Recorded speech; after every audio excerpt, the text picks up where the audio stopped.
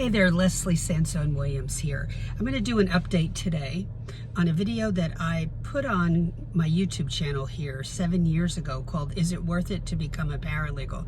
That's one of the most viewed videos on my channel for a reason, because before we go spend money on a degree in any form, it's important that we know, is it worth it to you personally? Is it worth it to spend money? What did I spend to become a paralegal?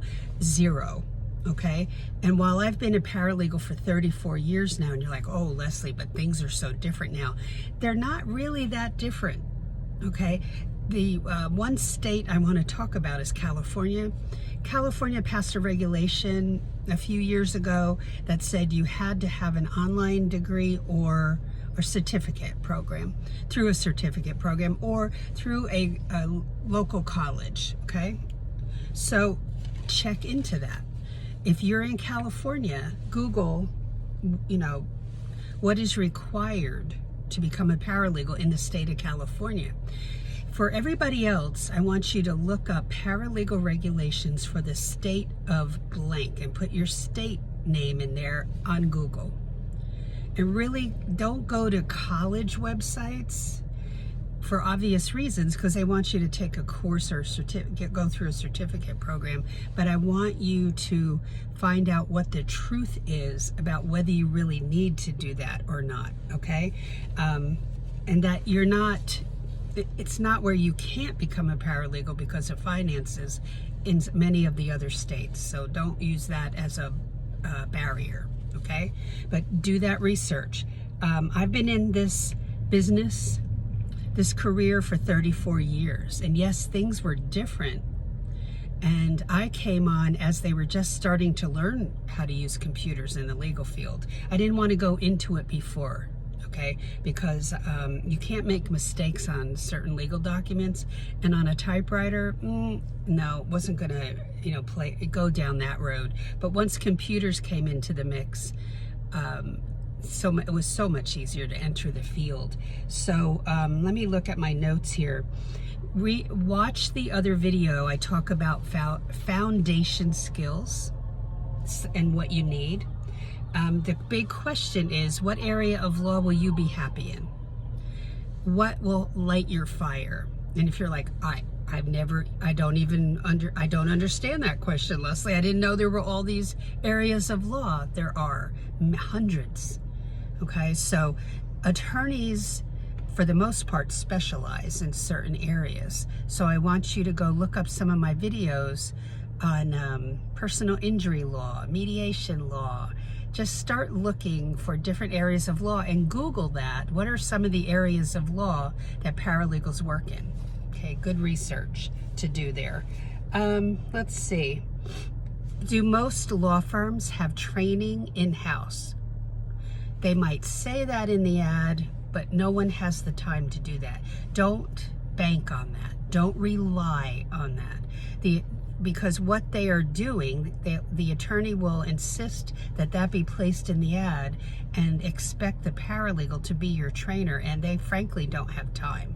So the more research you can do before you ever go into the field is a smart move, okay?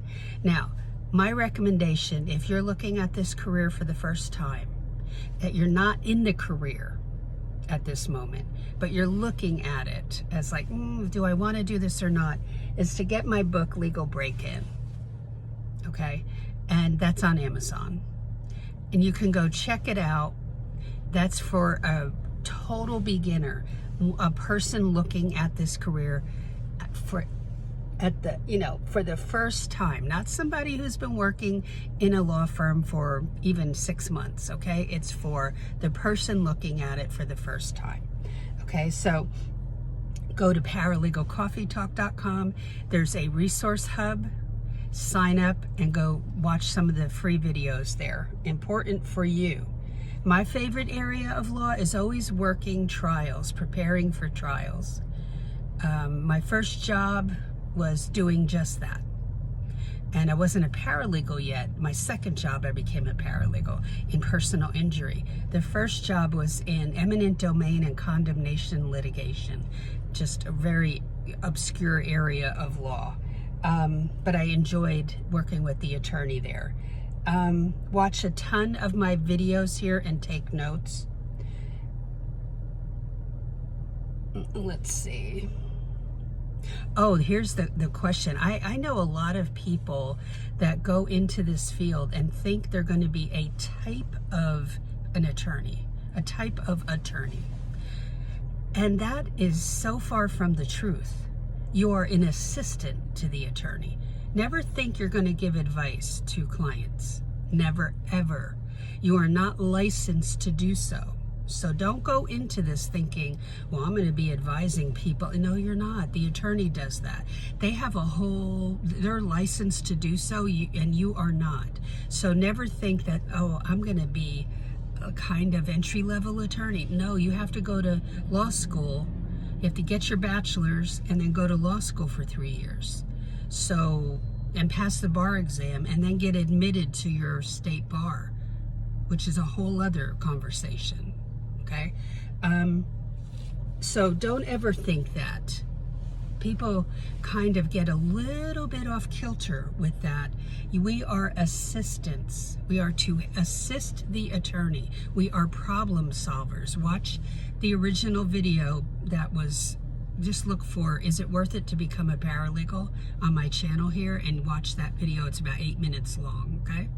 Well, that is it for today. Any questions, comments, post below. I'll be updating quite a few of my videos here with other thoughts that have come to mind recently. And so stay tuned for anything that you see saying paralegal update, and it'll say what episode it is.